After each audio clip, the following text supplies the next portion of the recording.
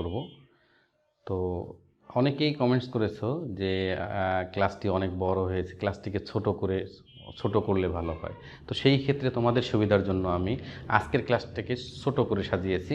শুধুমাত্র আজকে আমরা শিখব বাইনারি থেকে কিভাবে ডেসিমেলে যাওয়া যায়।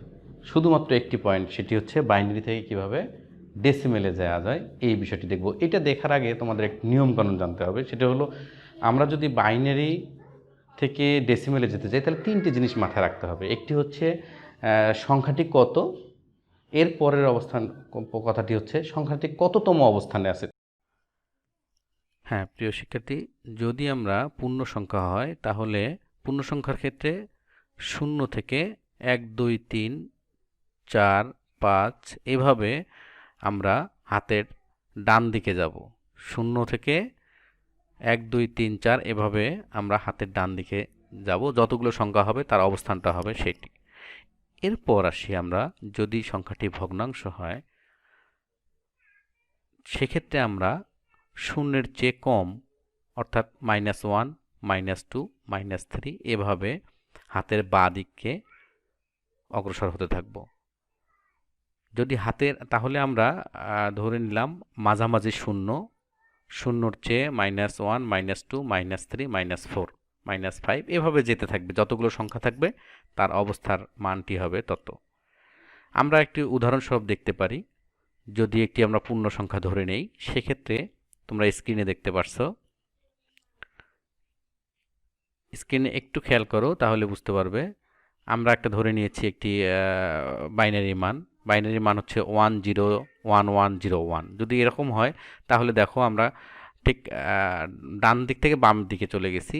1-এর মান কত, 2-এর মান, 0-র মান কত, কার অবস্থানটি কত সেটি আমি তোমাদের দেখিয়ে দিলাম। এভাবে আমরা আসলে অবস্থানটা চিন্তা করব। যদি এরকম ভগ্নাংশ একটি যদি দেখি আমরা, যদি আমরা একটি ভগ্নাংশ মানে একটি ভগ্নাংশ বাইনারি সংখ্যা দেখি, তাহলে তার অবস্থানটি এরকম হবে। হ্যাঁ দেখো চিত্রে তোমাদের স্ক্রিনে একটি দেখা হচ্ছে 1 -1 -2 -3 -4 -5 -6 এভাবে আমরা তাদের অবস্থানটি নির্দেশ করব। আমি ছোট্ট করে ভাগ করেছি। আজকে শুধুমাত্র একটি পার্ট নিয়ে শিখব, সেটি হচ্ছে আমরা বাইনারি থেকে কিভাবে ডেসিমেলে যেতে পারি। বাইনারি থেকে আমরা পূর্ণ সংখ্যা এবং ভগ্নাংশ দুটি সংখ্যাকেই আমরা কিভাবে ডেসিমেলে নিতে পারি। তাহলে আমরা আজকে কি শুরু করব, বাইনারি থেকে আমরা কোথায় যাব, দশমিক সংখ্যা বা ডেসিমেলে কিভাবে রূপান্তর করতে হয় এটি আমরা দেখব। শুরুতেই আমরা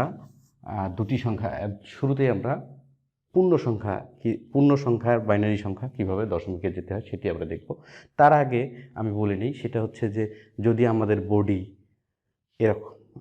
বডিকে যদি আমি 0 ধরি, তাহলে আমার বাম হাতের দিকে যাবে 0 যদি বডি হয় 1 2 3 4 5 6 এটি হচ্ছে অবস্থান। আবার এভাবে 0-র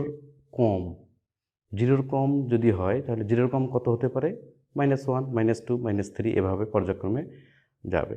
তার মানে 0 বড় না -1 বড়?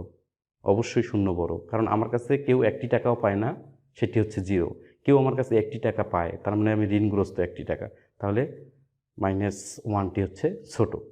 ওকে প্রিয় শিক্ষার্থী, আমরা অবশ্যই এর আগে চার্টে দেখেছি আমরা দশমিক সংখ্যায় যাওয়ার জন্য কিছু নিয়ম আছে। সেটি হচ্ছে, প্রথমত বাইনারি আমরা একটি সংখ্যা ধরেই নেই 1 0 1 1 0 1। যদি এই সংখ্যাটিকে আমার দশমিক সংখ্যায় রূপান্তর করতে হয় তাহলে আমরা কি করব? তাহলে আমরা যে কাজটি করব, প্রথমে চিন্তা করব আমাদের সংখ্যাগুলোর অবস্থান। আমাদের চিন্তা করতে হবে সংখ্যাটির অবস্থান, কোন সংখ্যাটি কততম অবস্থানে আছে। তাহলে আমরা দেখি, যদি আমি এইভাবে লিখি, এটি আছে 0-তে, প্রথমটি 0-তে, তারপর একটি 1, তারপরটি 2, তারপরে 3, তারপর 4, তারপর 5। এটি মনে মনে ধরে নেব, আমি আপাতত লিখে রাখলাম। তাহলে আমরা প্রথম সংখ্যাটি 0, তারপর 1 2 3 4 5 এভাবে যদি আরও সংখ্যা থাকতো 6 7 8 9 0 এভাবে যেতে থাকতো। তার মানে এভাবেই আমরা সাজাবো। আর যদি ভগ্নাংশ সংখ্যা হইতো তাহলে 0-র পরে -1 -2 -3 এভাবে যাবে। তো শিক্ষার্থী আমরা যদি এটি দুইটি নিয়মে করতে পারবো। আমি প্রথমে একটি নিয়ম দেখাচ্ছি। প্রথমত আমরা চিন্তা করব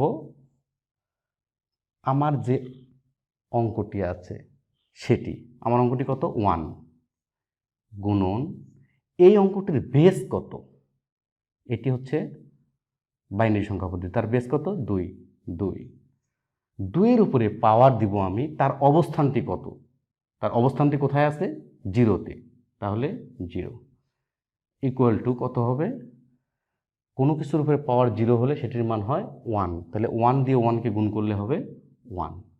প্রিয় শিক্ষার্থী যদি আমরা 0কে নেই, এবার সংখ্যাটি কত 0 গুণন তার বেস কত 2, এবার কততম অবস্থানে আছে সে 1তম অবস্থানে আছে, তাহলে তার পাওয়ার হবে 1 ইকুয়াল টু 2 2 2 0 0। এবারে 1কে যদি আমি নেই 1 ইন্টু 2 টু দি পাওয়ার 2, 2 2 4 4 4। এবার আমরা এই 1কে নিব 1 ইন্টু 2 টু দি পাওয়ার 3, 2 2 8 হবে, 2 টু দি পাওয়ার 3 মানে 8, 8 8। এরপর 0 into 2 to the power 4 equal to 0। যদি আমরা লাস্ট 1 নেই 1 ইন্টু 2 টু দি পাওয়ার 5, তাহলে কি হবে 2 2 2 4, 2কে 5 বার গুণ করলে কি হয় 2 ইন্টু 2 ইন্টু 2 ইন্টু 2 ইন্টু 2, 2 2 4, 4 2 8, 8 2 16, 16 2 32। তাহলে আমরা 2 টু দি পাওয়ার 5 মানে হচ্ছে 32, তাহলে 32কে 32। এরপরে যে ঘটনাটি ঘটাবো সেটা হচ্ছে সমস্তগুলো আমরা যোগ করে নেব। তাহলে 2 8 2 10, 4 14 আর 1 15 5, হাতে থাকে 1, 3 আর 1 4, তাহলে আমরা কত পেলাম 45। তাহলে আমরা এই সংখ্যাটি ইকুয়াল আমরা কি লিখতে পারি, এটি হবে 45। প্রিয় শিক্ষার্থী এটির আরেকটি বিকল্প নিয়ম আছে, যে নিয়মটি আমি এখন তোমাদের দেখাবো। আমরা এভাবেও করতে পারি, আবার যদি আমরা মনে করি না সরাসরি আমরা করব, তাহলে আমার অবস্থান আগের মতোই থাকবে, একটু পার্থক্য আছে, সেটি একটু দেখে নিই। এক্ষেত্রে আমরা সরাসরি এভাবে চিহ্ন না দিয়ে আমরা করব। আমার অঙ্কটি ছিল 1 1 0 1 1 0 1, এরকম যদি হয় তাহলে এটিকে আমরা কিভাবে লিখব। প্রথমটি আমরা আগেই জেনে নিচ্ছি, সেটা হচ্ছে 0 1 2 3 4 5, এই তো। তাহলে প্রথম সংখ্যাটি কত ইকুয়াল টু, প্রথম সংখ্যাটি কত 1 ইন্টু 2 টু দি পাওয়ার কত, এটা 5, প্লাস সংখ্যাটি কত 0 into 2 to the power 4, plus পরের অঙ্কটি 1 into 2 to the power 3, plus তারপরে অঙ্কটি 1 into 2 to the power 2, plus 0 into 2 to the power 1, plus 1 into 2 to the power 0। এভাবে আমরা যদি এখন টোটাল করি, তাহলে 2 টু দি পাওয়ার 5 মানে হচ্ছে 32, 32কে 32, প্লাস যা দিয়েই গুণ করি এটি হবে 0, প্লাস 8, প্লাস 4, প্লাস 0, প্লাস 1। তাহলে 8 4 12 1 13, 13 14 15, 5 তাহলে 1 4, 3 আর 1 4। ঠিক আছে প্রিয় শিক্ষার্থী, আমরা দুটি নিয়মই করতে পারবো, আমরা ওভাবেও করতে পারবো, এটাতেও করতে পারবো। এটাতে আমরা এই যোগটি আমরা আগের নিয়মে করতাম কি, এই যোগটি পরে আমরা শেষেটা করে ফেলছি, কিন্তু এইটা আমরা সঙ্গে সঙ্গে করে ফেলছি যোগ। তো আমরা দুটি নিয়মই করতে পারবো, আমাদের যে নিয়মটি তোমাদের পছন্দ হয় ঠিক তোমরা সেই নিয়মটি ধরবে। প্রিয় শিক্ষার্থী এরপর আমরা দেখব ভগ্নাংশ সংখ্যাটি আমরা কিভাবে। তাহলে পূর্ণ সংখ্যার ক্ষেত্রে আবারও বলে নিই, পূর্ণ সংখ্যার ক্ষেত্রে তিনটি জিনিস মাথায় রাখতে হবে। একটি হচ্ছে প্রথম অঙ্কটি, তারপর অঙ্কটি কততম অবস্থানে আছে তার অবস্থানটি, এটি মাথায় রাখতে হবে। আবারও বলছি, অবস্থানটি পূর্ণ সংখ্যার ক্ষেত্রে 0 থেকে 0 1 2 3 4 5 এভাবে যাবে, অগ্রগতি হবে।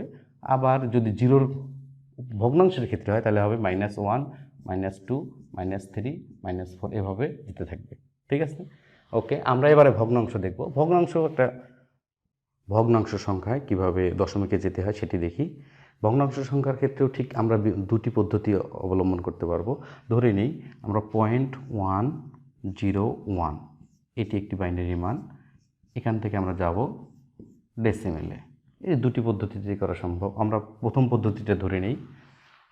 আমরা জানি 1 অবস্থান -1, 0 অবস্থান -2, -3 এভাবে যেতেই থাকতো, আরও সংখ্যা বাড়লে আরও। এটি আমরা মনে রাখার জন্য লিখে রাখলাম। তাহলে প্রথম সংখ্যাটি কত? 1। এই সংখ্যাটি কত? 1 ইনটু এর বেস কত? 2, তার উপরে পাওয়ার কত? পাওয়ারটি হচ্ছে তার অবস্থানটা কততম অবস্থানে আছে? -1,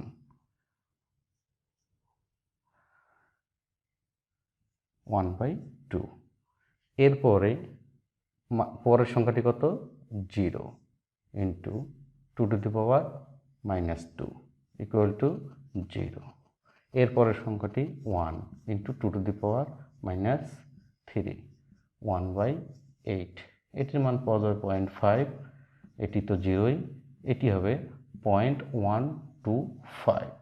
এই দুটি যোগ করলে কি হবে? 5, 2, 5 আর 6, তার মানে 0.625। তাহলে এখানে আমার বসবে হচ্ছে 0.625। ঠিক আছে প্রিয় শিক্ষার্থী, আমরা এইভাবে করতে পারবো। আবারও যদি আমরা মনে করি যে না, বিকল্প পদ্ধতি আরেকটি অবলম্বন করব, সেটিও দেখাচ্ছি। সেটি হচ্ছে একই অবস্থান। প্রথমটি কত? 1 ইন্টু 2⁻1 প্লাস 0 ইন্টু বেস কত? 2, তার উপরে পাওয়ার কত? -2 প্লাস 1 ইন্টু 2⁻3। এটি যদি আমরা করি তাহলে 1/2 প্লাস এখানে 0ই হবে প্লাস 1/8। এখন প্রশ্ন হতে পারে 1/8 কীভাবে হলো? আমরা জানি এটি মূলত আমরা একবার লিখে ফেলছি। যদি এরকম লিখতাম, এটি আসলে মূলত এটি ইকুয়াল টু এটা হয়, 1 ঠিক থাকবে, 1 যাবে উপরে, নিচে থাকবে 2⁻3। এটাকে আমরা এইভাবে লিখছিলাম 1/8। তাহলে এটি 0.5 প্লাস 0 প্লাস 0.125। এটি যদি আমরা যোগ করি তাহলে আমরা পাবো 5, 2, 5 আর 6, 0.625।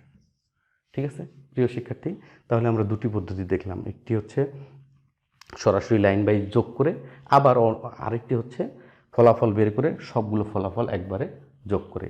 যে কোনো একটি পদ্ধতি ব্যবহার করাই ভালো, দুটি পদ্ধতি ব্যবহার করলে হয়তো ওলটপালট হতে পারে।